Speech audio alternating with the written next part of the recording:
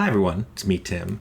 Today I want to talk about other game developers' channels right here on YouTube.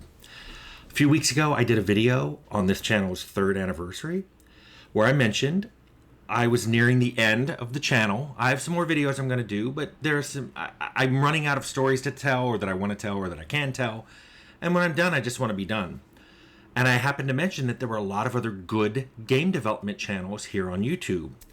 The number one question on that video was, Tim, what are those channels? So let's get into it. Now, this is not something I would normally decline doing for a number of reasons. One, just making this video makes this channel a little less timeless because I'm going to give links in the description to all the other channels that I watch. And I had timelessness as a stated goal of this channel. I have a whole video about it. I do it on this channel and I do it in my games. I want these videos to be something you want to watch in 5 years or in 10 years. And the more I link it to current events and to things outside of my control, like stuff and other game developers' channels, they may not exist. They may not be around next year. So I'm going to do this anyway, but I can't guarantee these will still be there.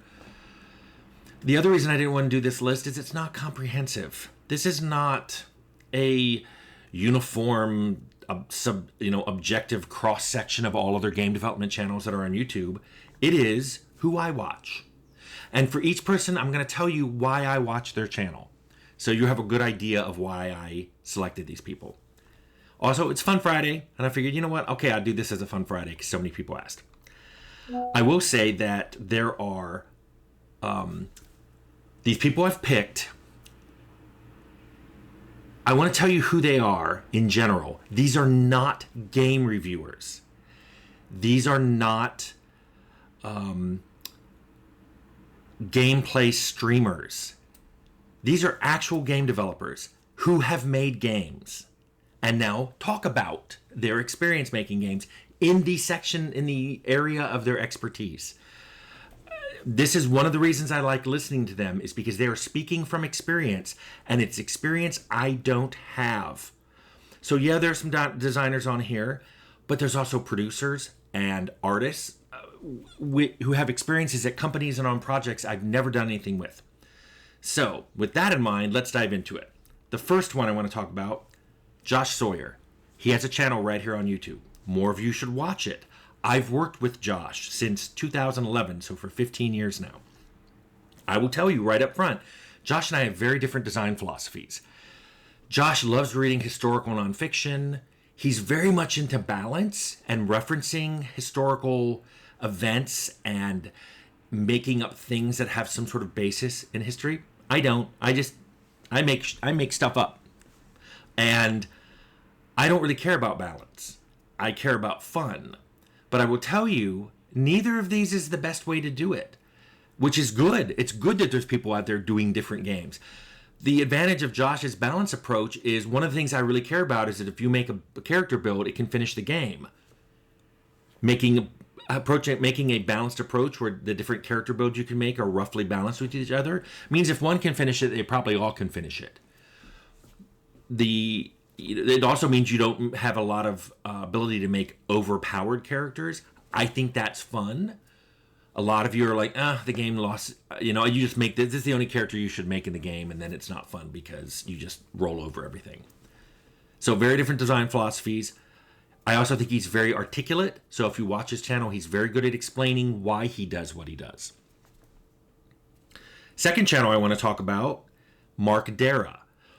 I don't know Mark, never worked with him. He made RPGs at BioWare. A lot of RPGs you've heard of. Baldur's Gate, Mass Effect, Dragon Age.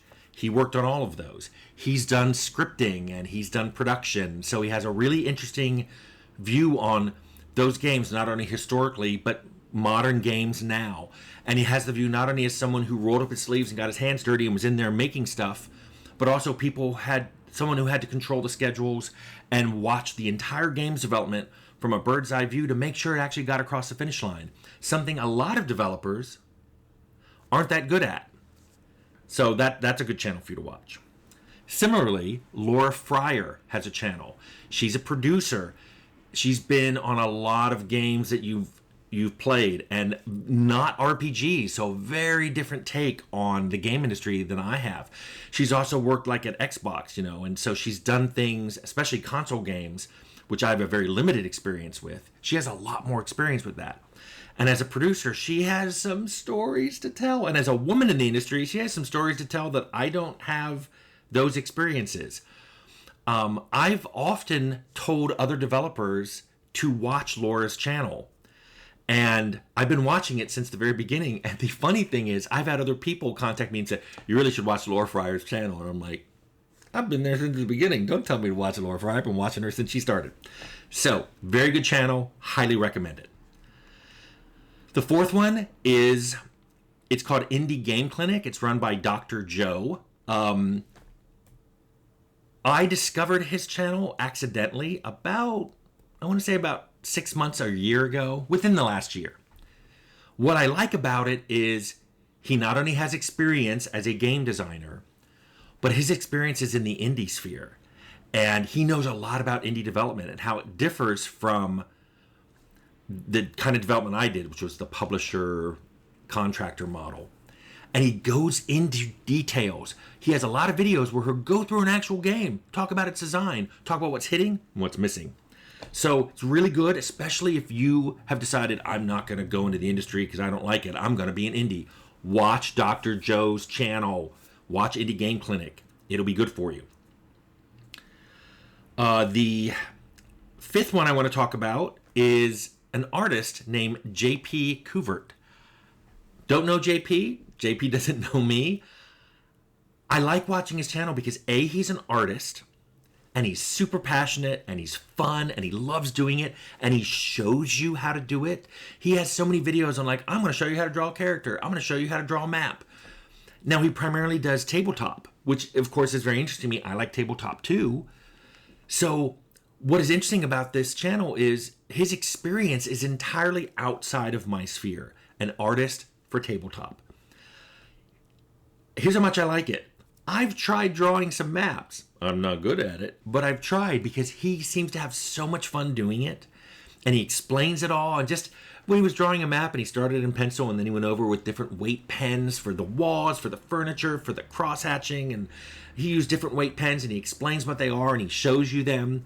Just really cool. I learned a lot. I'm not an artist, but I love watching it. Similarly, I watch Alana Pierce's channel, not her review channel, the Gameplay Listen, which I also watch, but that's not what I'm talking about. I'm talking about her own development channel because she's a game writer. She's a narrative designer. She has experience in writing. I've talked on here that I've tried writing. Temple of Elemental Evil is the one I tried writing the most dialogue because I thought I'd be good at it after writing the intro to Fallout. I am not good at it. She's good at what she does. She talks about it. She has a lot of experiences in the industry I don't have. I like watching her channel, and I think you would too. And then the seventh one is a programmer named Sean Barrett. I know Sean from way back in the 80s and early 90s in my mud days, particularly LP mud. Hey, Satoria. He doesn't know I watch his channel, but I watch his channel because he's worked for some big companies and he's a really good graphics programmer. And he can talk to you about software rendering. And when he has these really long streams that last hours and hours, and he does something you guys have frequently asked me to do, and thank goodness he's doing it, is he will write code in front of you for hours. He will show you the code, he'll walk through the code, he'll explain the code.